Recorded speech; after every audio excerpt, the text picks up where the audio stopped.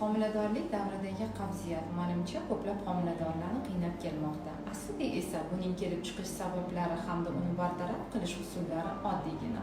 Homilador ayol organizmida homiladorlik davrida progesteron gormoni birmuncha miqdori oshadi. Buning sababiki organizm, ya'ni ayol organizmi homilani bachadon ichida ushlab qolish uchun bu gormonning miqdorini oshiradi. Bu esa o'z navbatida kisheshnikdagi, ya'ni ichaklardagi retseptorlarga ham o'z ta'sirini ko'rsatadi hamda qabziyat kelib chiqadi. Aslida qabziyatni homiladorlik davrida oldini olish sabablari oddiygina. Birinchisi, homilador ayollarimiz ko'plab aktiv harakat, ya'ni aktivniy obraz жизнini olib borish kerak bo'ladi. Ikkinchisi, bir kun davomida 2 yoki 3 litr miqdorda suyuqlik iste'mol qilish kerak bo'ladi. Hamda uchinchi asosiy faktorimiz kletchatkaga boy bo'lgan mahsulotlarni iste'mol qilish kerak bo'ladi.